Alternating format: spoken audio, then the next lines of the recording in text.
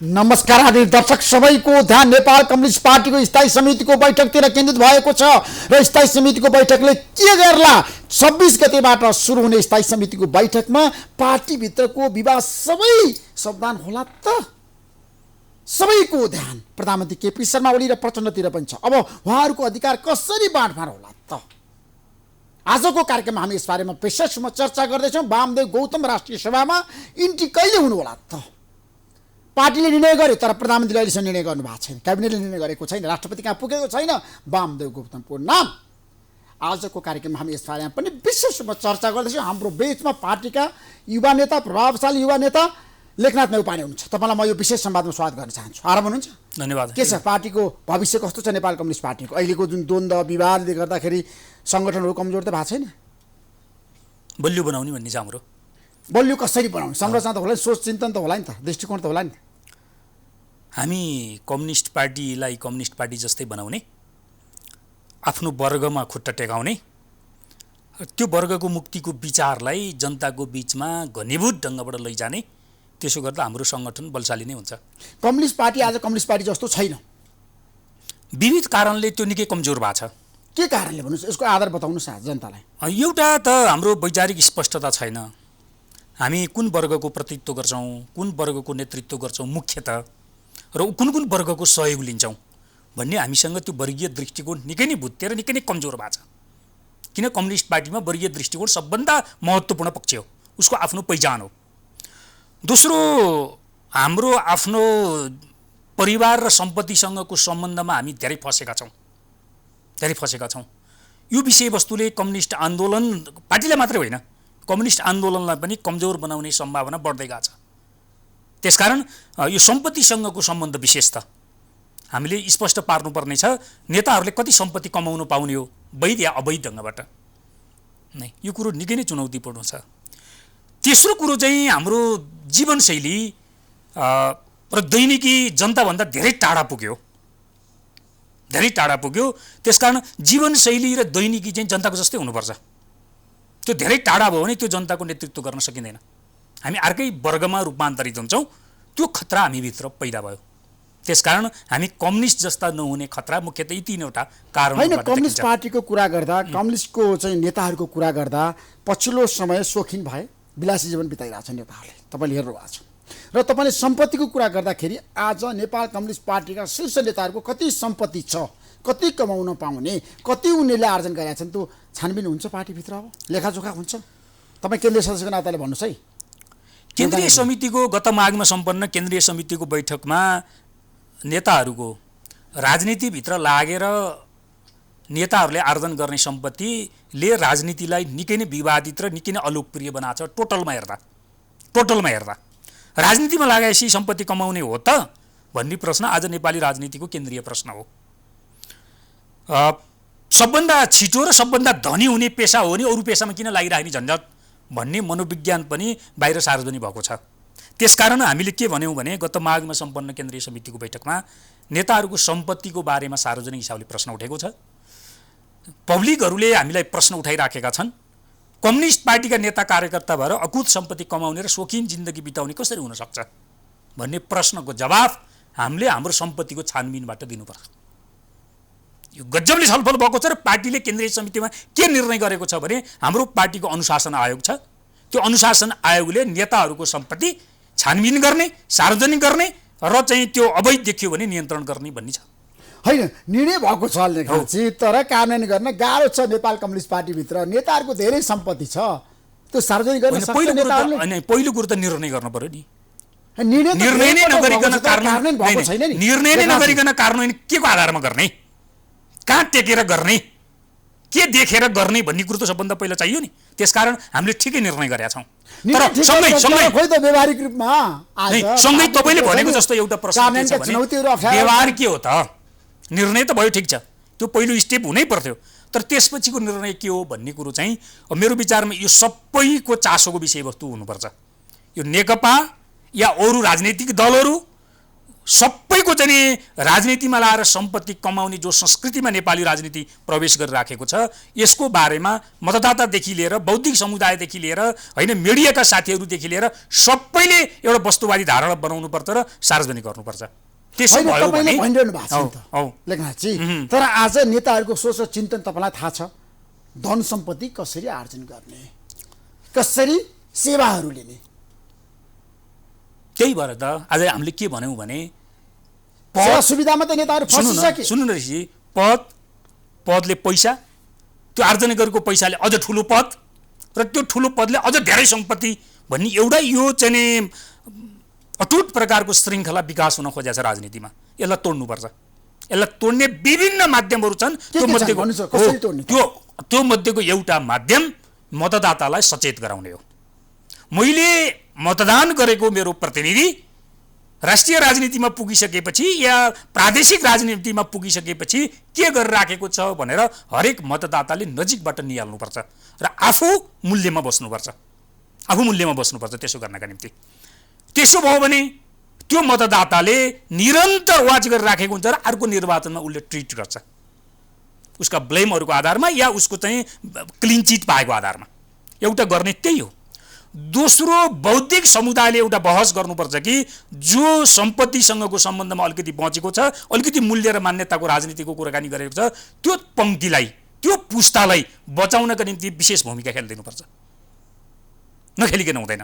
हाम्रोमा त कस्तो छ भन्नु होला भने संविधानको कुराकानी गर्नुहोस्, कानुनको कुराकानी गर्नुहोस्, तपाईँको समाजको कुराकानी गर्नुहोस्, प्रशासनको कुराकानी गर्नुहोस्, तपाईँको मूल्यको कुरो, नैतिकताको कुरो, मान्यताको कुरो उसले धेरै बुझ्दैन। को औपचारिक पदमा छ, यो विषयलाई फेरिदिनुपर्छ। नेपाल कम्युनिस्ट पार्टीभित्र पनि यो विषयलाई फेरिदिनुपर्छ। कसरी फेर्ने हो? फेर्ने हो, यसरी नै फेर्ने हो। होइन, संस्कारै भइसक्यो नेताहरूको पद र पैसा। त्यसो हो भने त हामी अन्धकारको सुरुङमा जान्छौँ। त्यस कारण असम्भव भन्ने कुरो छैन, समय लाग्छ, यो धेरै गिजलिएको छ। हाम्रो कोसिस निरन्तरतामा हुनुपर्छ। तल मतदातादेखि बौद्धिक समुदायदेखि राजनीतिभित्रको चाहिँ त्यो मूल्यको कुराकानी गर्ने पङ्क्तिदेखि सबै एक ठाउँमा बसेर सहकार्य गर्ने हो भने यो विषयवस्तु जो सम्पत्तिसँगको सम्बन्धको विषयवस्तुलाई हामीले पराजित गर्छौँ, राजनीतिलाई सेवाभावमै फर्काउँछौँ, राजनीतिलाई मूल्यमै फर्काउँछौँ, राजनीतिप्रतिको जनताको आकर्षणलाई, जनताको चाहिँ त्यो भावलाई हामी त्यही ढङ्गबाट उठाउँछौँ। होइन, राजनीति भनेको सेवाभाव होइन। राजनीति भनेको लुट्ने, खाने, कमाउने, नातागोतालाई नियुक्ति दिने।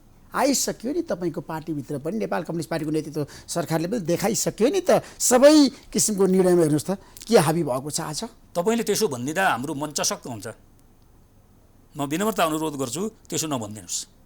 होइन, वास्तविकता त जनतालाई भन्नु पर्यो नि त लेखनाथ नेपालजी। व्यक्ति विशेषका समस्याहरू, व्यक्ति विशेषका लोभहरू, व्यक्ति विशेषका अपराधहरू जुनसुकै क्षेत्रमा पनि छ। राजनीतिक क्षेत्रमा मात्र होइन, हाम्रो नेपालकै समाजका सबै आयामहरूमा छ। राजनीतिक क्षेत्रमा छ, प्रशासनिक क्षेत्रमा छ, तपाईँको सुरक्षा निकायमा छ, अरू चाहिँ तपाईँको सामाजिक सङ्घ संस्थाहरूमा छ, इभन तल समाजमा पनि छ। आज रातारात धनी कसरी हुने, छिटो धनी कसरी हुने, श्रम नगरेर पनि धनी कसरी हुने भन्ने मनोविज्ञान जसरी बहुआयामबाट सङ्गठित हुन खोज्दैछ, यसका विरुद्ध लड्ने हो। अर्को विकल्पै छैन, यसका विरुद्ध लड्ने हो। त्यसकारण नेपालका सबै आयामभित्र यो राजनीतिमा मात्र होइन, प्रशासनमा, सुरक्षा निकायमा, सामाजिक सङ्घ संस्थाहरूमा तपाईँहरू जस्तो मिडियाको क्षेत्रमा काम गर्ने साथीहरूले मूल्यको कुरो उठाइदिनु पर्यो। मूल्य र मान्यताको कुरा हामी उठाइरहेछौँ, तर नैतिकताको कुरा हामी उठाइरहेछौँ, इमान्दारिताको कुरा हामीले उठाइरहेछौँ, तर खोइ त कार्यान्वयन भएको व्यवहारमा अहिले के छ भन्नु होला भने मौसम अलि उपभोक्तावादको छ। उपभोक्तावादले मूल्य र मान्यतालाई अलिकति च्यापिराखेको छ। कहिलेकाहीँ कसैले जित्छ, कहिलेकाहीँ कसैले जित्छ। अहिले उपभोक्तावाद अलि हावी भएको सन्दर्भमा दुनियाँ नै उपभोक्तावादले नेतृत्व गरेर राखेको छ कि भन्ने भ्रम पनि पर्छ। तर त्यसो होइन, मूल्य छ, यहाँ मान्यता छ, यहाँ नैतिकता छ, यहाँ इमान्दारिता छ, त्यसले बिस्तारै सङ्गठित रूप लिन्छ र ती सबै विकृतिहरूलाई पराजित गर्छ। जोसँग पैसा छ उसले फाइदा लुटिरहेछ। आजको सन्दर्भमा त्यो भन्न सकिन्छ। जोसँग शक्ति छ उसले आफ्नो पहुँच र प्रभावलाई प्रयोग गरिरहेछ व्यापारमा। मैले भने नि त, पद चाहे त्यो राजनीति पद मात्रै होइन, प्रशासनिक पद पनि, पद, पैसा, त्यो पैसाले अझ ठुलो पद, ठुलो पदले अरू धेरै सम्पत्ति। अघि तपाईँले तीनवटा कुरा उठाउनु भयो। तीनवटा मुद्दामा तपाईँको पार्टीलाई सुधारेर लान सकिन्छ, सम्भावना छ? पहिलो कुरो, राजनीतिक पार्टीहरू सुध्रेनन्, यथास्थितिमा बसे, आलोचनाको यही केन्द्रमा रहिराखे र उनीहरूले आफूतिर फर्केनन्, र जनतातिर फर्केनन् भने राजनीतिक पार्टीहरू दीर्घजीवी हुँदैनन्। कुनै पनि पार्टी दीर्घजीवी हुँदैन। त्यसको मृत्यु अनिवार्य हुन्छ र त्यसको चिहानबाट अर्को शक्ति जन्मन्छ। नेपालका आजका मूलधारका राजनीतिक पार्टीहरूले गम्भीरतापूर्वक कुरो सोच्नुपर्छ। मेरो इतिहास 70 वर्ष भयो, मेरो इतिहास 75 वर्ष भयो भनेर इतिहासको कुराकानी गरेर अब हुँदैन। एउटा आधारभूत कुरो यो छ। दोस्रो, कम्युनिस्ट पार्टीप्रति मान्छेहरूको आकर्षण, मान्छेहरूको भरोसा गजबको छ, सङ्गठित छ, तर त्यसलाई त्यही ढङ्गबाट हामीले नेतृत्व गर्न नसकेको सही हो। आज जनताले केही पनि खोजेका छैनन्। के खोजेका छन् भने मैले पठाएको मेरो प्रतिनिधि या मैले मतदान गरेको मेरो पार्टीको नेता लगभग म जस्तै छ है, मुख्यतः दैनिकीका हिसाबले, सेवा सुविधाका हिसाबले म जस्तै छ, अलिअलि बढी छ, अलिअलि त हुन्छ नै, म जस्तै भन्ने मात्रै दिने हो भने त्यो कम्युनिस्ट जनमत दायाँ बायाँ हुँदैन। तर आकाश जमिनको फरक छ। अहिले आज हाम्रो समस्या त्यही हो। आज हाम्रो पार्टीभित्र तपाईँहरूलाई मतदान गर्ने जनता गरिब भएको छन्, खाना पाएको छैनन्, भोकभोकै बसिरहेका छन् सडकमा। अहिले कोभिडको कुरा गरौँ, समस्या छ, जटिलता छ, नभएको होइन, तर नेताहरू सुविधा भोगी भएका छन्। तपाईँले हेर्नु भएको छ खुला मञ्चमा आज कसरी जनताहरूले गजबले हेरेको छु समस्या भोगिरहेछन्। एकदमै तपाईँको चाहिँ नेपालबाट रोजीरोटीका निम्ति नेपालबाट भारततिर छिर्नेहरूको लहरको एकातिर हामी देखिराखेका छौँ है, संवेदनशील विषयवस्तु। दोस्रो, सडकहरूमा खान नपाएर या प्लास्टिकका थालहरू थापेर बच्चादेखि वृद्धसम्मले एउटा कारुणिक चित्र देखिराखेको छ। दोस्रो, तेस्रो, नेताहरू सरकारमा गएका मन्त्रीहरू, प्रधानमन्त्रीहरू सुविधा भोगी भए, हाम्रा निम्ति केही पनि हेरेन भनेर आलोचना त्यत्तिकै छ। यो सामान्य विषयवस्तु होइन। त्यसमा मैले के भनेको भने पार्टी, हाम्रो सत्तारूढ पार्टी, पार्टीको तर्फबाट प्रधानमन्त्री हुनुभएको, पार्टीको तर्फबाट मन्त्रीहरू हुनुभएको, पार्टी स्वयं सरकारको पनि नेतृत्व गर्ने भएको हुनाले एकचोटि हामीले आफैलाई पछाडि फर्केर हेरौँ। यहाँ अर्को विकल्पै छैन। हामीले आफैलाई पछाडि फर्केर हेरेर करेक्सन गरेनौँ भने हामीमाथि ढुङ्गामुढा हुन्छ। हाम्रा परिवारहरू मुख देखेर हिँडाउन सक्दैन। हाम्रो सम्पत्तिमाथि ती खान नपाएका मान्छेहरूले धावा बोल्छन् र कब्जा गर्छन्। यो कुरो पक्का हो। किनभने भोकाहरू सधैँ भोको बस्दैन, उसले विद्रोह गरिहाल्छ, विद्रोह गर्छ। हो, त्यो विद्रोहभन्दा अगाडि एकचोटि गम्भीरतापूर्वक पछाडि फर्केर एकचोटि समीक्षा होइन। भोका जनताहरूको समस्या समाधान गर्न वर्तमान सरकार पनि गम्भीर भएन, तत्पर भएन भन्ने आरोप छ। तपाईँले कसरी हेर्नु भयो? त्यो त देखियो नि त। तपाईँको कस्तो हो भने आखिर ती सबै हाम्रो नेपाल खुलामा जो जानु विभिन्न ठाउँमा ऋषिजी, यो विश्वव्यापी स्वास्थ्य समस्यामा हाम्रा मात्रै नागरिक होइनन्, हाम्रो देशभित्र थुनिएर बसेका चाहिँ विदेशी नागरिक छन् भने पनि तिनीहरूलाई समेत खुवाउने जिम्मा हो हाम्रो। तर खोइ त खुवाएको। तर अब देखियो के भने आज खुला मञ्चको या कोटेश्वर चोकको या अरू ठाउँहरूको दृश्य देख्ने हो भने हाम्रा नागरिकहरूले खान पाएका छैनन्। यो कार्यक्रम मार्फत पनि म अनुरोध गर्न चाहन्छु, एकचोटि सरकारले गम्भीरतापूर्वक प्रधानमन्त्रीले घोषणा गर्नुभयो नि, खान नपाउने जनता सडकमा कोही पनि हुँदैन। अब मसँगै भन्नु, मेरै अन्तर्वार्ता भनौँ कि मैले हारेँ भन्नु पर्यो? मैले हारेँ भन्ने हामी विकल्प खोज्छौँ। जनताले विकल्प खोज्छ, होइन हारेको होइन भने त्यो चिज दृढतापूर्वक कार्यान्वयन गर्न पर्यो। आज हामीसँग स्थानीय सरकार छ, स्थानीय सरकार पनि हामीसँग ओडाहरू छन्। ओडाभित्रका कति आफ्ना घरधनीहरू हुन्, कति डेरामा बस्ने हुन्, कसको आर्थिक अवस्था कस्तो छ भन्ने आधारमा हामीले डेटा राख्न सक्दैनौँ। त्यो आधारमा हामीले उनीहरूलाई खाने व्यवस्था गर्न सक्दैनौँ। त्यसो पनि गर्न सक्दैनौँ भने हामी के जनप्रतिनिधि, हामी के सरकारको नेतृत्व, हामी के सत्तारूढ पार्टी, के सत्तारूढ पार्टीका हामी नेता कार्यकर्ता, हामी सबैले राजीनामा दिए हुन्छ। मन्त्री प्रधानमन्त्री सबैले राजीनामा दिए हुन्छ। होइन, जनता खान नपाउने सडकमा रुँदै हिँड्ने, चिच्याउँदै हिँड्ने, होइन सडकमा चाहिँ मर्दै हिँड्ने, अनि हामी चाहिँ सरकार, प्रधानमन्त्री, मन्त्री, सत्तारूढ पार्टीका केन्द्रीय नेता भनेर हिँड्ने नैतिकता हुन्छ हामीसँग? हुँदैन नि, नैतिकता हुनु पर्दैन। तर खुला मञ्चमा गएर ती जनताले किन खान पाएनन् भनेर किन हाम्रा देशका झन्डावाल नेताहरूले सोच बनाएनन्, त्यो साहस गर्दैनन्? त्यसका निम्ति साहस चाहिन्छ, हिम्मत किन देखाएनन् नेताहरूले? तपाईँलाई थाहा छ क्युबाको चाहिँ नेता, त्यहाँको राष्ट्र प्रमुख फिडेल क्यास्ट्रो राति उठेर गल्लीहरूमा भौतारिँदै हिँड्थे, जनताहरू के गरेछ? कुनै उनीसँग गाडीवाला, झन्डावाल अथवा अगाडि पछाडि त्यस्तो केही पनि हुन्थेन। उनी त्यसरी हिँड्थे र जनताको मर्का बुझ्थे। त्यो नैतिकता थियो, त्यो संवेदनशीलता थियो। क्युबा त्यसमा आजसम्म बाँचिरहेको छ। तर हाम्रोमा त्यो साहस देखिएन, कसैमा पनि देखिएन। साहसको कमी, त्यो नैतिकता, संवेदनशीलता नेताहरूमा किन कमजोर हुँदै गयो? के कारण? स्वार्थी भयो नि, यो त प्रश्नै छ नि। हामी स्वार्थी भयौँ, आफ्ना निम्ति सोच्यौँ, आफ्ना परिवारका निम्ति सोच्यौँ, आफ्ना वरिपरि नातागोताहरूका निम्ति सोच्यौँ, बढी सोच्यौँ भने आफ्नो गुटका निम्ति सोच्यौँ। त्योभन्दा बढी त केही पनि सोचेनौँ। आज हेर्नु न, सामान्य कुरो हेर्नुहोस्, न पार्टीभित्र छलफल हुन्छ, न विज्ञ समूहसँग छलफल हुन्छ। पुरै चाहिँ तपाईँको चाहिँ समाजमा गनाएका मान्छेहरू, समाजमा आलोचनाको केन्द्रमा भएका मान्छेहरू भटाभट राजनीति नियुक्ति लिएर चाहिँ हिँडिराखेका छन्। एउटा सामान्य घटना मात्र हेर्नु न। यो भने के हो त भन्दा हामी बढी गयौँ भने गुटसम्म जान्छौँ, त्यहाँभन्दा बाहिर निस्किन सकेनौँ। यसैको परिणाम हो आज जनताले खान नपाउने, जनताले उपचार नपाउने, जनताले चाहिँ तपाईँको रोजगारी नपाएर यस्तो महामारीमा पनि विदेशतिर लाइनका लाइन जानुपर्ने आज हाम्रो काली लाग्दो स्थिति। त्यसकारण हो हाम्रो देशको गौरव यसले कायम गर्छ। जनताले भन्न थालिसके बरु रोगबाट मर्न किन नपरोस्, अब भारतै जाने। रोजगारी पाएनौ नेपालमा, सरकारले हेरेन, व्यवस्था गरे, 5-6 महिना यहाँ बसे उनीहरू, तर काहीँ पनि उनीहरूलाई कस्तो हुँदो रहेछ भन्नु होला भने उनीहरूको मागलाई सम्बोधन गर्ने नेता आएन क्या। रोगले मर्ने र भोकले मर्ने चाहिँ भोकले चाँडै मर्दो रहेछ क्या मान्छे। रोगले मर्नका निम्ति एउटा समय लिँदो रहेछ, भोकले त आज खान पाएन भने दिनभर छटपटिन्छ, भरे पनि खान पाएन भने भोलि बिहानबाट ऊ हिँड्नका निम्ति सक्दैन। अनि भोकले सबभन्दा पहिला मान्छे मर्दो रहेछ नि त। त्यसकारण भोक पहिलो समस्या हो रोगभन्दा।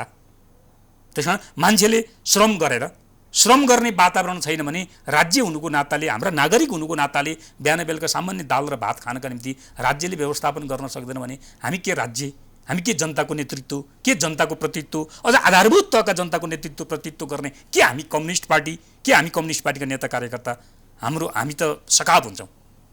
त्यसकारण यो सखाव हुनबाट बच्नका निम्ति तुरुन्तै हाम्रो पार्टीको चाहिँ सबै तहका सरकारहरूले पहल लिनुपर्छ। होइन, पहल लिनुपर्छ र क्रियाशीलता देखाउनुपर्छ होइन, तर पनि देखाएका छैनन्। मुख्यमन्त्री पनि काम गरेको छैन, स्थानीय सरकारले पनि काम गरेको छैन, मेयर र उपमेयरले पनि काम गरेको छैन, गाउँपालिकाको अध्यक्ष र उपाध्यक्षले पनि काम गरेको छैन, अनि केन्द्रीय सरकार सङ्घीय सरकारले पनि काम गरेको छैन। मन्त्रीहरूको कुरा तपाईँले गरिहाल्नुभयो। खुला मञ्च एकजना मन्त्री गएर त्यहाँ भात खुवाएको भए के हुन्थ्यो? एक दिन त्यो किसिमको हिम्मत गरेको भए के हुन्थ्यो? साहस चाहिन्छ भनेको साहस, त्यो साहस देखाउनु पर्थ्यो जनताको प्रतिनिधिले। एकदमै काठमाडौँका मेयर जानुपर्ने होइन, मेयरका प्रतिनिधि जानुपर्थ्यो। मेयर आफै कोरोना लागेर कता बस्नु भएको छ, मेयरको प्रतिनिधि जानुपर्थ्यो। काठमाडौँ महानगरपालिकाले चाहिँ पहल गर्नुपर्ने होइन? हेर्नुहोस् त, एकदम संवेदनहीनता देशमा। महानगरपालिकाका घरहरू सरकार खोइ क्या, जनताले भन्न थालिसके कहाँ छ सरकार? यही हो आजको सङ्कट भनेको। त्यो सङ्कट समाधान गर्न तपाईँको पार्टी, तपाईँको अहिलेको सरकार सफल हुन्छ? केपी शर्मा ओलीको नेतृत्व सरकार थ्योरिटिकली सफल हुन्छ, प्र्याक्टिकल्ली ऊ परीक्षामै छ। प्र्याक्टिकली कहिले चाहिँ सफल हुन्छ त्यसो भए? परीक्षा असफल हुन पनि सक्छ। अपेक्षा हरेक परीक्षार्थीले सफलताको राख्छ, तर परिणाम असफलता पनि हात लाग्न सक्छ। हामीले मेहनत गरेनौँ, हामीले बुद्धि पुर्याएनौँ होइन, हामीले ठिक ढङ्गबाट पाइलो चालेनौँ भने परीक्षा सबै सफलतामा टुङ्गिँदैन। अब अहिलेको मूल समस्या भनेको कोभिड-19 नै हो। जनतालाई कसरी बचाउने, कसरी सुरक्षित राख्ने, कोरोनाको रोकथाम र नियन्त्रणको लागि सरकारले चालेको कदम प्रभावकारी हुन सकेन भनेर जनताले भनिरहेछ।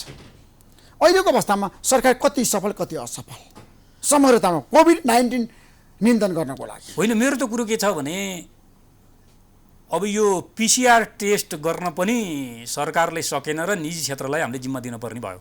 त्यो प्रक्रिया सुरुवात भइसक्यो। एउटा सरकारले जेनेतेन धानेको विषयवस्तु त्यही एउटा थियो, PCR टेस्ट गर्ने, पोजिटिभ आए तपाईँको चाहिँ नि हस्पिटलहरूमा लैजाने होइन।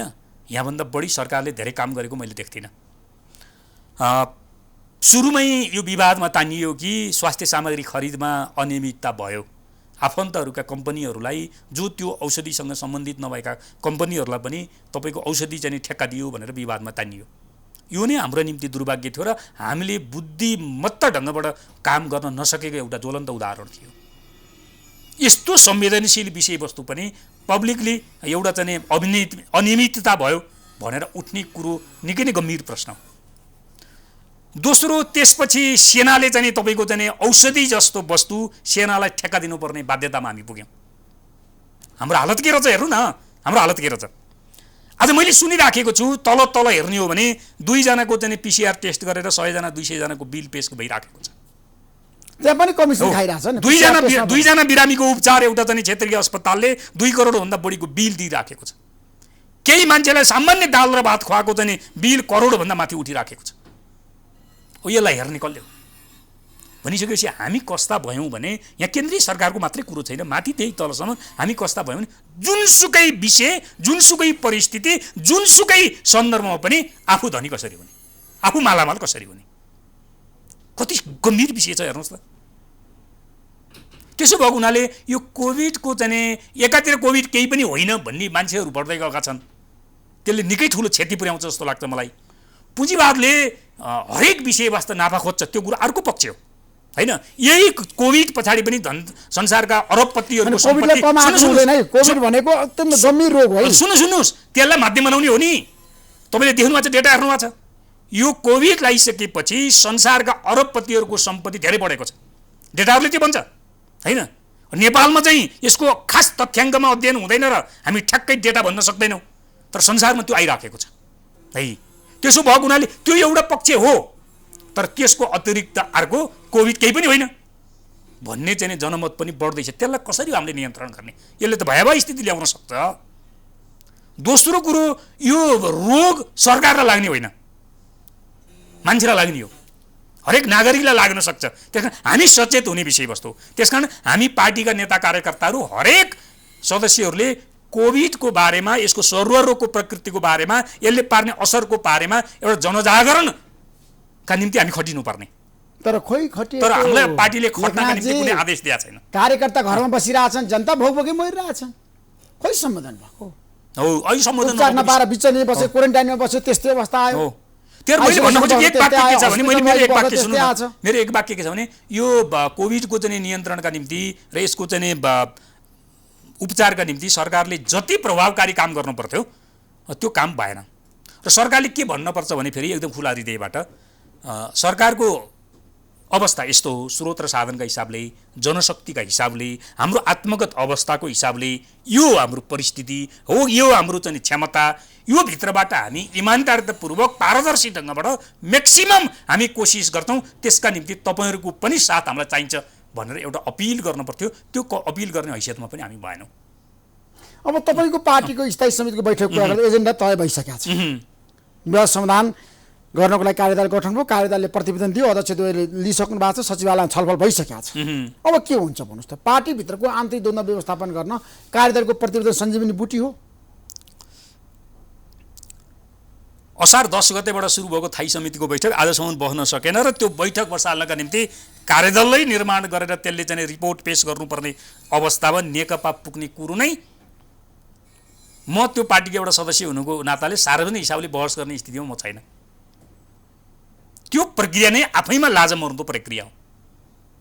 एउटा कमिटीको बैठक बसाल्नका निम्ति कमिटीका नियमित एजेन्डा हुन्छन्, त्यो एजेन्डाहरूलाई फैसला गर्नका निम्ति पार्टीका कमिटीहरूका स्तर अनुसारका कमिटीहरूका बैठक बस्छन् र त्यो बैठकले छलफल गर्छ, निर्णय गर्छ र त्यो निर्णय बोकेर हामी सबै हिँड्ने हो। कमिटीको बैठकभन्दा बाहिर र त्यो बैठकभन्दा माथि हामी कोही पनि हुँदैनौँ। त्यही विषयवस्तु हल गर्न पनि हामीले सक्दैनौँ भनेपछि मुलुकका अगाडिका यति ज्वलन्त, यति गम्भीर प्रकृतिका समस्याहरू हल गर्नका निम्ति हामी त सफल हुँदैनौँ नि। त्यसकारण अब जे भए पनि अब एउटा चाहिँ रिपोर्ट कार्यदलले पेश गरेको छ र पार्टी र पार्टीका बैठकहरू र त्यसले गरेका निर्णयभन्दा बाहिर त्यो पार्टीका अध्यक्षदेखि लिएर पार्टी सदस्यदेखि लिएर समर्थक जनतासम्म कोही पनि माथि होइन भन्ने विषयवस्तुलाई केन्द्रमा राखेर हामीले छलफल, बैठक र तत्परता अगाडि बढाउनुपर्छ। त्यसो भयो भने हल गर्न सकिन्छ। होइन, तपाईँले जसरी पार्टीको कुरा गर्नु हो, सर्वोपरि पार्टी भनेर भनिरहँदाखेरि प्रधानमन्त्रीले अस्ति मसँग जनता जान्न चाहन्छन् कार्यक्रम पोस्टरमा भन्नुभएको छ। पार्टी र सरकारमा फरक छ। पार्टीमा दुईवटा अध्यक्ष छ, मन्त्री परिषदको अध्यक्ष अथवा प्रधानमन्त्री म छु एकजना होइन। अब यो तर्क गर्नका निम्ति मैले सुनेको छु, तर्क गर्नका निम्ति हजार तर्क मैले पनि गर्न सक्छु। पार्टीको मतलब मन्त्री परिषदको क्याबिनेटको बैठकमा केन्द्रीय सदस्यलाई ल्याएर राख भनेर कसरी भनेको छ? कसरी भनेको छैन नि। केन्द्रीय सदस्यहरू जो मन्त्रीमण्डलमा छैनन् तिनीहरूलाई पनि झन्डावाल गाडी देऊ भनेर कसैले माग गरेको छैन नि।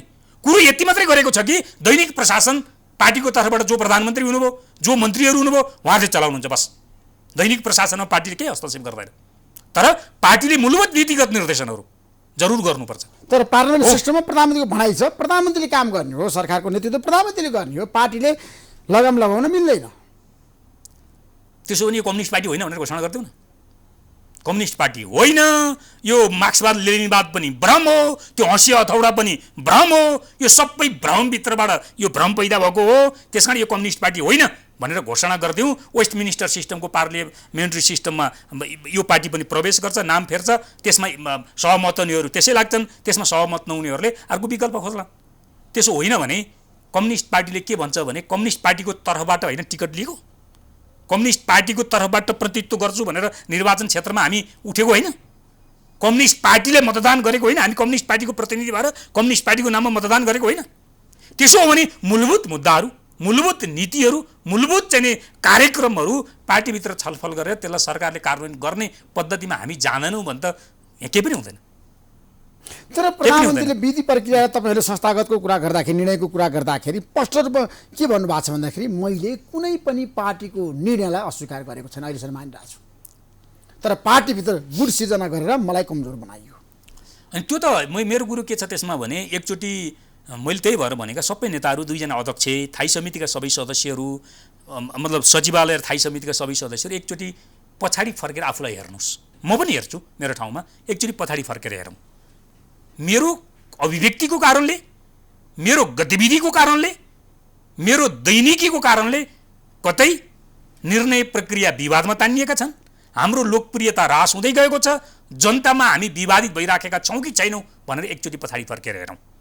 पछाडि फर्केर नहेरिकन यो समस्याको समाधानै हुँदैन। मैले तपाईँहरूको बारेमा टिप्पणी गर्ने, तपाईँले मेरो बारेमा टिप्पणी गर्ने हो भने यो समस्या समाधान हुँदैन। तपाईँले तपाईँको बारेमा टिप्पणी गर्ने, मैले मेरै बारेमा टिप्पणी गर्ने र हामी एक ठाउँमा पुग्ने सम्भावना हुन्छ। हामी त्यसो गर्न सक्छौँ भने समस्या समाधान गर्न सक्छौँ। हामी त्यसो गर्दैनौँ, पूर्वधारणामै बसिराख्छौँ भने त्यो कार्यदलको रिपोर्टले पनि काम गर्दैन, होइन, थाई समितिको बैठकले काम गर्दैन, महाधिवेशनले पनि काम गर्दैन। अब हामी सबै असनका साँडै हुन्छौँ। सबै असनका साँडै भयौँ भने स्थिति के होला? अहिलेको विवादको जड भनेको नीतिमा कि नेतृत्वमा कि पदे भागवण्डामा कि अथवा पद्धति र विधान सम्बद्ध नेता नहिँडेको कारणले? यसको यसको दुईटा बाटो छ। एउटा बाटो तत्कालको कुराकानी गर्ने हो भने विधिको समस्या हो, विधिको समस्या हो पहिलो, तत्कालको कुरो। तत्काल आजको अहिलेको समस्या भनेको विधि। किनभने पार्टीलाई संस्थागत हिसाबले चलाउने हो भने पार्टीभित्र सबैलाई लाभको पद सम्भव छैन र माग्दैन कसैले। पार्टी विधिमा चल्ने हो भने, किन विधिमा चल्छ पार्टी, त्यो विधिले निर्धारण गरेको हुन्छ। त्यसमा तत्काल हामी सबै पार्टीको विधि भनेको यो विधान छ, यो विधान अनुसार हामी चलौँ। यो विधान अनुसार हामी चल्ने हो भने के भन्छ यो विधानले भने केन्द्रीय समितिहरूले आफ्नो समितिका सदस्यहरूबाट अध्यक्ष चुन्ने भनेको छ। विधान भने त्यो हो नि। तर तपाईँहरूले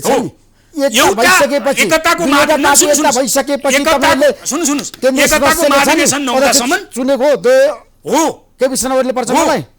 यो विधानले त्यही भन्छ, यो विधानले त्यही भनिराखेको छ होइन। तपाईँको चाहिँ यो विधानले यही भन्छ कि पर्छ यहाँ एक केन्द्रीय कमिटी भनेको छ।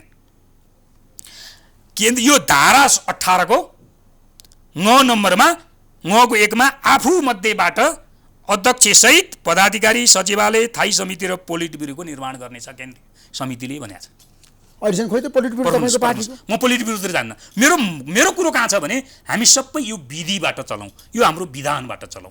केन्द्रीय समिति महाधिवेशन, 2टा महाधिवेशनको बिचमा केन्द्रीय समिति सबभन्दा शक्तिशाली संरचना हो।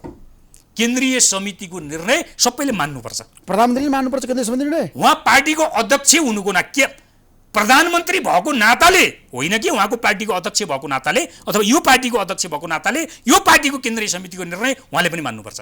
त्यसो केन्द्रीय समितिले प्रधानमन्त्रीबाट केपी शर्मा ओलीलाई हटाउन पनि सक्छ, त्यो अधिकार दिएको छ? डाइरेक्ट सक्दैन। डाइरेक्ट उहाँलाई हटाउने भनेको चाहिँ संसदीय दलले हो, संसदहरूले हो, डाइरेक्ट कुराकानी गर्ने हो भने। तर प्रधानमन्त्री कल्ला बनाउने भनेर त पार्टीले निर्णय गर्छ नि, सांसद कल्ला बनाउने भनेर त पार्टीले निर्णय गर्छ नि, मन्त्री कल्ला बनाउने भनेर पार्टीले निर्णय गर्छ नि। त्यो पार्टीको निर्णय, त्यसपछि त्यो प्रक्रियामा प्रवेश गर्ने हो नि। ल भोलि चुनाव हुन्छ, ल 2.5 वर्षपछि चुनाव हुन्छ भने हामी कोलाई टिकट दिने भनेर त गर्ने पार्टीले निर्णय होला नि। त्यसो भए पार्टी अध्यक्षबाट केपी शर्मा ओलीलाई हटाउन सक्छ केन्द्रीय समितिले? होइन, अब यहाँ कस्तो हुन्छ नि, हटाउन सक्छ कि सक्दैन भन्ने विषयवस्तुमा प्रवेश गर्नुभन्दा अगाडि पार्टीको विधानले जे भनेको छ त्यो विधान अनुसार सबै चल्नुपर्छ। होइन, विधानले के भनेको छ त पार्टीको? केन्द्रीय समितिले आफू मध्येका सदस्यहरूबाट पार्टी अध्यक्ष, पदाधिकारी, सचिवालय, स्थायी समिति, पोलिट ब्युरो निर्माण गर्छ भनेपछि केन्द्रीय समितिले पार्टीका दुवैजना अध्यक्षलाई चाहिँ विदा गरिदिन सक्छ। यो विधान अनुसार शक्तिशाली विधान हो तपाईको पार्टीको। यो भन्दा बाहेक त हाम्रो पार्टी सञ्चालन गर्ने अर्को कुनै लिखित डकुमेन्टै छैन नि। नेपाल कम्युनिस्ट पार्टीको अन्तरिम विधान 2075 हो, यही विधानले त्यसो भन्छ। जसरी उठान गरिरहेको छ त्यसमा नेताहरूले मान्नै पर्छ। हो, एउटा त्यसमा तत्कालको समस्या भनेको पार्टीलाई विधिसङ्गत ढङ्गबाट चलाउने अहिलेको तत्कालको बैठकको निर्णय त्यही हुनुपर्छ भन्ने तपाईको भनाइ। तर विधिले मात्रै पार्टी चल्दैन, त्यसका निम्ति सिद्धान्त र नीति चाहिन्छ है। सिद्धान्त र नीतिमा लगभग ठिकै छन्। कयौँ विषयवस्तुहरू हामीले चुनावमा सार्वजनिक गरेको घोषणापत्र मार्फत गएको छ। जनताको जनवाद त मैले मान्नु भएको छ अहिले हजुर, तर बहुदलीय जनवादको पक्षमा छन् धेरै नेताहरू। होइन, को कसको पक्षमा छन् भनेर अहिले मतदान गर्ने बेला पनि छैन है। पार्टीले के भनेको छ भने कयौँ विषयवस्तुहरू बहस गर्नुपर्ने छ, हामी बहस गर्छौँ। अहिले तत्कालका निम्ति जनताको जनवाद हाम्रो लक्ष्य हुन्छ, तर त्यसभन्दा बाहेक जनताको बहुदलीय जनवाद र माओवाद मुख्यतः हिजोका दुईटा पार्टीहरूले मानेका मार्गनिर्देशक सिद्धान्तहरू चाहिँ हामी बहसमा लैजान्छौँ भनेको छ। त्यसको अर्थ के हो त भन्दा अब इतिहास अगाडि जाने हो, पछाडि फर्कँदैन है। अब मेरो विचारमा मैले बुझेको माओवाद बहस गर्न सकिन्छ भन्नुको अर्थ अब अर्को महाधिवेशनले त्यसलाई स्वीकार गर्छ भन्ने अर्थमा मैले बुझेको छैन। जनताको बहुदलीय जनवाद बहस गर्न सकिन्छ भन्नुको अर्थ महाधिवेशनमा स्वीकार गर्छ भन्ने अर्थमा मैले बुझेको छैन। यो अब यही सन्दर्भसँग जोडिएर आउँदैन, एउटा यो कारणले। दोस्रो, नेपाली समाजको विकासको आजको चरण के हो भन्ने विषयवस्तुले त्यो विषयको निर्धारण गर्छ। आज नेपाली समाजवादतिर जाने गरी चाहिँ पुँजीवादी चाहिँ समाजमा विकसित भएको छ भनेर हामी विश्लेषण गर्ने अनि जनवादी कार्यक्रमका निम्ति तयार पारिएका विचारहरूमा हामी अठ्याएर बसिराख्ने हो भने त नेपाली समाज सामन्ती समाजमै छ भनेर निष्कर्ष निकाल्नुपर्ने हुन्छ। नेपाली समाज सामन्ती समाजमै छ भन्ने हो भने ठिक छ, जनताको बहुदलीय जनवादको बारेमा पनि बहस हुन सक्छ। लेख्न त्यसो भए स्थायी समितिको बैठकले नेताहरूको अधिकारको बाँडफाँड गर्छ। सरकार प्रधानमन्त्री केपी शर्मा ओलीले चलाउने, पार्टी प्रचण्डले चलाउने सहमति हुन्छ। त्योभन्दा अगाडि मेरो एक वाक्य छ, सायद कार्यकर्ता साथीले सुन्नु होला, थुप्रै नेता साथीहरूले पनि सुन्नुहुन्छ, सुनाइदिनेका निम्ति म अनुरोध गर्छु। यो स्थायी समितिको बैठकमा पदीय विषयवस्तुमा मात्रै तपाईँहरूले छलफल गर्नुभयो भने फेरि हामी पार्टी एकता घोषणा गर्नुको अघिल्लो दिन 2075 जेठ 2 गते पुग्छौँ हामी, जहाँ 5 बुँदे सहमति गरिएको थियो दुईटा अध्यक्षहरूको बीचमा भनेर सार्वजनिक भएको छ। गत वर्षको मङ्सिर 4 गतेको सहमतिमा पुग्छौँ हामीले पदको मात्रै कुराकानी गऱ्यौँ, दुईटा नेताहरूको मात्रै व्यवस्थापनको कुराकानी गऱ्यौँ, केही सिनियर नेताहरूको सांसद र मन्त्री हुने विषयमा मात्रै छलफल गऱ्यौँ भने हामीले गम्भीर त्रुटि गर्दैछौँ भन्ने निष्कर्ष निकाल्नुपर्छ। त्यसकारण हाम्रो पार्टीको वैचारिक धरातल के हो, हाम्रो पार्टीको दिशा के हो, हाम्रो पार्टीको आजको नीति के हो, हाम्रो पार्टीका नेता कार्यकर्ताहरूको आजको राजनीतिक संस्कृति के हो भन्ने सहितको विधि र कार्यविभाजन के हो भने छलफल गर्नुपर्छ। त्यसो भए हो अब पार्टीभित्र छलफल होला, एउटा सहमति होला, पार्टी फुट्दैन तपाईँहरू सबैले भनिरहनु भएको छ। केन्द्रीय समितिको बैठक बोलाउनुपर्छ भन्ने मागमा तपाईँ अडिग हुनु। पार्टी फुट्दैन भन्ने कुरो तत्काल त पार्टी फुट्ने नफुट्ने भइहाल्यो, ठिक छ, यो खुसीकै कुरो भयो। तर हामी बदलिएनौँ, आजको कार्यशैली परिवर्तन गरेनौँ, हामी रूपान्तरित हुने लक्षण हामीले देखाएनौँ भने यो पार्टी फुट्नु नफुट्नुको के अर्थ हुन्छ र? होइन, फुटे पनि के हुन्छ, नफुटे पनि के हुन्छ? किनभने यो सीमित मान्छेहरूको स्वार्थमा काम गर्ने भइसकेपछि यो फुट्नु र नफुट्नुको अर्थ, यो हुनु र नहुनुको अर्थ, यो सत्तामा जानु र नजानुको अर्थ, यसको धेरै अर्थ हुँदैन। त्यसकारण हामीले पार्टी एकता बचाउने पहिलो आधार, तर अब हाम्रो दोस्रो अनिवार्य हाम्रो दायित्व के हुन्छ भने हामी रूपान्तरित हुने, पार्टीको समग्र पङ्क्तिलाई रूपान्तरित गर्ने। हामी जनताको बिचमा जाँदा हाम्रो आलोचना होस्, हामीलाई गाली नहोस्, हाम्रो बारेमा सुध्रिनका निम्ति टिका टिप्पणी होस्, तर हामीलाई ढुङ्गामुढा नहोस्। त्यो स्थितिमा पार्टी पुर्याउनका निम्ति हामीले हाम्रो विचार, हाम्रो दिशा, हाम्रो संस्कृति अनि हाम्रो कार्यप्रणाली र कार्यविभाजन एउटै डल्लो भित्रबाट हामीले बुझ्नुपर्छ। त्यसो केन्द्रीय समितिको बैठक आजको आवश्यकता हो, विभिन्न कोणबाट आवश्यकता हो। एउटा हरेक 6 महिनामा केन्द्रीय समितिको बैठक बस्नुपर्ने यो विधानले व्यवस्था गरेको छ। माघदेखि यता कति महिना भयो, त्यसकारण केन्द्रीय समितिको बैठक बस्नुपर्छ। दोस्रो, के पार्टी आन्दोलनमा थुप्रै विषयवस्तुहरू समस्याहरू आउँछन् जो केन्द्रीय समितिभन्दा अरू कमिटीहरूले हल गरेर त्यसको वैधानिकता हुँदैन, त्यसकारण केन्द्रीय समितिको बैठक बस्नुपर्छ। तेस्रो, हामीले चैतमा महाधिवेशन गर्ने भनेका छौँ, महाधिवेशनको आयोजक समिति केन्द्रीय समिति हुन्छ, त्यो महाधिवेशनको तयारी गर्नका निम्ति पनि केन्द्रीय समितिको बैठक बस्नुपर्ने हुन्छ। त्यसो भए अब लागौँ वामदेव गौतमतिर। वामदेव गौतमलाई राष्ट्रिय सभा पठाउने निर्णय भइसकेको छ, पार्टीले आदिको निर्णय गरिसकेको छ, सचिवालयको बैठकले। प्रधानमन्त्रीले अझै पनि उहाँको नाम सिफारिस गर्नुभएको छैन क्याबिनेटबाट। तपाईँलाई के लाग्छ, वामदेव गौतमको आज राष्ट्रिय सभामा आवश्यकता हो? यसमा मेरो दुईटा कुरो छ। एउटा, पार्टीले निर्णय गर्यो जे भए पनि विषय ठेकी बेठी अर्को बहस गर्नुपर्छ, तर विधिका हिसाबले पार्टीले निर्णय गर्यो। त्यो पार्टी अध्यक्ष खड्गप्रसाद ओलीसहित बसेर निर्णय गरेको। यद्यपि यो निर्णय फागुन 14 गते पनि भएको थियो, गत फागुन 14 गते यही निर्णय भएको थियो, तर यो निर्णय कार्यान्वयन भएन। त्यही निर्णय अहिले भएको छ, फेरि कार्यान्वयन नहोला हो नै कार्यान्वयन। त्यस कारणले आफूसहित बसेर भएको निर्णय कार्यान्वयन गर्नुपर्छ, सबै बैठकमा सहभागी सदस्यहरूको दायित्व। तर विगतमा भएन नि त। सुन्नुस्, अब त्यता पछाडि नफर्कनु, अगाडि। फागुन 14 गते भएन नि त त्यो। ठिक छ, भएन त, यत्रो बवन्डर भयो। तर विधिका हिसाबले विषयवस्तु ठिक हुँदै पनि विषयका हिसाबले चाहिँ मेरो व्यक्तिगत मत, यो सही निर्णय पार्टीले गरेन। यो निर्णय पार्टीले गरेन। यद्यपि वामदेव राष्ट्रिय सभामा जाने विषयवस्तु पहिलो होइन, यहाँभन्दा अगाडि पनि चुनावमा पराजित भइसकेका पात्रहरू राष्ट्रिय सभामा सांसद भइसकेका छन्। 5-6 जना चाहे स्थानीय निर्वाचन हारेका हुन्, चाहे प्रदेश चुनाव हारेका हुन्, चाहे सङ्घीय चुनाव हारेका हुन्, ती पात्रहरू राष्ट्रिय सभामा गएर लोगो लाएर पुरै भाषण गरेका छन्। त्यसकारण वामदेवको विषयवस्तु हारेको पात्र राष्ट्रिय सभामा गयो भन्ने पहिलो होइन, तर जे भए पनि अघिल्लोचोटि गरिएको निर्णय, यसचोटि वामदेवको सन्दर्भमा गरिएको निर्णय विषयका हिसाबले ठिक भएन। त्यसो हो भने यो चुनाव केका निम्ति गर्ने? त्यसो हो भने व्यवस्थापन खास नेताहरूको निम्ति मात्रै हो? पद या सांसद हुने, मन्त्री हुने खास पात्रहरूका निम्ति मात्रै पेवा हो? एउटा यो कोणबाट प्रश्न उठ्छ। अर्को, मतदाताहरूको उनीहरूको सार्वभौमिकता माथि प्रश्न उठ्छ। उनीहरूले के भनेका हुन् भने 5 वर्षका निम्ति तपाईँ अयोग्य भनेर चाहिँ छाप लगाएर पठाइदिया होइन। अनि त्यो मतदाताहरूको त्यो सार्वभौम अधिकारहरूलाई हामी कसरी प्रयोग गर्छौँ? स्वयं व्यक्तिहरूले भन्नुपर्छ। मेरो विचारमा म 5 वर्षका निम्ति अयोग्य भएँ, मेरो क्षेत्रका मतदाताहरूले मलाई अयोग्य घोषित गरे, 5 वर्षसम्म म त्यही पदमा, चाहे ढोकाबाट, चाहे झ्यालबाट, चाहे धुवा पालबाट, कहीँबाट पनि म छिर्न हुँदैन। म पार्टीको काम गर्छु, 5 वर्षपछि पार्टीले टिकट दियो भने फेरि म जनताको परीक्षामा प्रवेश गर्छु। त्योभन्दा अगाडि म सांसद भन्ने पद चाहिँ मेरा निम्ति जनताले चाहिँ अनुमति दिएनन्। स्वयं पात्रहरूले पनि भन्नुपर्छ। तर पात्रहरूले भने भयो के भन्नु होला भने, तपाईँलाई थाहा छ उहाँ जस्तो नैतिकताको कुरा गर्ने, इमानदारीको कुरा गर्ने नारायण काजी श्रेष्ठलाई किन राष्ट्रिय सभाको सांसद बन्नु पर्यो? त्यसकारण आज मैले तपाईँलाई भनेको थिएँ ऋषिजी, उपभोक्तावादले हामीलाई नराम्रोसँग गाँजेको छ। अगाडि जुन पद आउँछ खाइहाल्ने, अगाडि बढिहाल्ने, त्यो मेरो प्रोटोकलसँग मिलोस् कि नमिलोस्, जनताको सार्वभौम अधिकारसँग मिलोस् कि नमिलोस्, त्यो राजनीतिक नैतिकतासँग मिलोस् कि नमिलोस्, त्यो कुनै मतलब छैन। अगाडि जुन पद आउँछ भकुरिहाल्ने होइन, त्यो प्रोटोकलसँग नमिले पनि भकुर्ने, मेरो योग्यतासँग मिल्दैन भने पनि भकुर्ने, मैले नजानेको विषयवस्तु आइला भने पनि म सक्छु भनेर भकुरिहाल्ने। यो उपभोक्तावादले हामीलाई ठिक दिशा दिँदैन, ठिक ठाउँमा पुर्याउँदैन। त्यसो वामदेव गौतमलाई राष्ट्रिय सभा लिएरै जानुपर्छ, पार्टीको निर्णय कार्यान्वयन गर्नुपर्छ प्रधानमन्त्रीले। नै पहिलो कुरो त पार्टीले गरेको निर्णय कार्यान्वयन गर्नुपर्छ, त्यसमा कुनै शङ्कै भने त्यो विधिको कुरो भयो। होइन, विधिमा जानु पर्यो, विधि र प्रक्रिया प्रधानमन्त्रीले विधिका हिसाबले नै, विधिका हिसाबले त्यहाँ मेरो फरक मत हुन सक्ला, तर पार्टीले गरेको निर्णय कार्यान्वयन गरेर जानुपर्छ, त्यसमा कुनै दुविधै नै छैन। तर पार्टीले गरेको निर्णय आफैमै कति ठिक हो कति बेठिक हो अर्को बहस गर्नुपर्छ। सही होइन, गलत मैले राखेँ त। वामदेव गौतमलाई राष्ट्रिय सभा लिएर जानुहुन्छ, वामदेवको मात्रै कुरो होइन, कोही पनि देव एकचोटि चुनाव हारिसकेपछि 5 वर्षका निम्ति त्यही पदमा जान हुँदैन।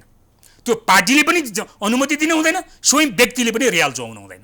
तर रियाल चुहाए नेताले, बस त्यही त यहाँ आलोचना भएको छ। आज वामदेव कमरेडले या त्योभन्दा अगाडि सांसद भएका कमरेडहरूले, नारायण काजी कमरेडले सार्वजनिक हिसाबले म गोर्खा क्षेत्र नम्बर 2, बर्दिया क्षेत्र नम्बर 2 अथवा कति हो, ठ्याक्कै मैले गल्ती गरे पनि हुन सक्छु, मलाई जनताले पराजित गरेका मतदान मार्फत 5 वर्ष चाहिँ म सांसद हुन्न भनेर यसरी सार्वजनिक गरिदिएको भए वाह वाह वाह, राजनीतिमा यस्तो पनि जीवित रहेछ है भन्ने विषयवस्तु बन्थ्यो। त्यसले हामीहरूलाई बाँच्न सहिलो हुन्थ्यो। जनताहरूको बिचमा जाने तलका कार्यकर्तालाई एउटा नैतिक बल के हुन्थ्यो त भन्दा सङ्गठित हुन्थ्यो। हामीले त्यसो त गरेनौँ। तर फेरि चर्चा सुरु भएको छ। उहाँहरू राष्ट्रिय सभाको सांसद बनिसकेपछि नारायण श्रेष्ठ बनिसक्नु भएको छ, अब मन्त्री बन्ने, सरकारमा जाने, वामदेव गौतम पनि नारायण श्रेष्ठ पनि, त्यो सही छ, उचित छ? यो को मन्त्री बन्छ र को मन्त्री बन्दैन त्यो मलाई नसोध्नुहोस् है। किन नसोध्ने, तपाईँ त पार्टीको नेता नै। अब यो अब मन्त्री हुने साथीहरूले पनि ओभद्र के गर्नु भएको छ र, नहुने साथीहरू पनि अब एकदमै चाहिँ निराशा र गए गुज्रीको चाहिँ दैनिकी पनि चलाएको छैनन् होइन, समाजमा हिँडेकै छन्, खाएकै छन्। हाम्रो देशमा मन्त्री बन्नको लागि होडबाजी छ नि त। यो बेकारको कुरो हो यो होइन। यो संस्थागत मन्त्री भनेकै सबै कुरा हो। यो संस्थागत हिसाबले पार्टी नचलाउनुको परिणाम हो।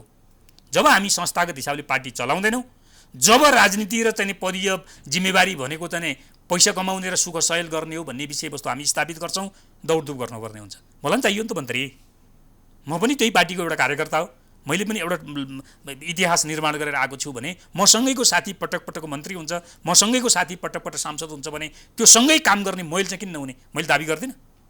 तर पार्टी संस्थागत हिसाबले चल्यो, संस्थागत हिसाबले निर्णय गर्यो, संस्थागत हिसाबले कार्यविभाजन गर्यो भने मैले मन्त्री हुनुपर्छ भनेर मैले दाबी गर्न मिल्दैन, म सांसद हुनुपर्छ अनिवार्य भनेर मैले दाबी गर्न मिल्दैन। त्यसकारण मैले भनिराखेको छु पार्टीलाई संस्थागत हिसाबले चलाऊँ। त्यसो गर्दा म दुर्गम ठाउँमा गएर काम गरेँ भने पनि, तपाईँ विभागको काम गरे पनि, तपाईँ अर्को एकजना साथी मन्त्री भए पनि, पार्टीले आर्जन गरेको बौद्धिक सम्पत्ति, पार्टीले आर्जन गरेको भौतिक सम्पत्ति जहाँ काम गर्ने पार्टीको सदस्यले पनि अपनत्व फिलिङ गर्छ, त्यसो भयो भने कसैलाई पनि लाभको पदमा जानका निम्ति दौडधुप गर्नु पर्दैन।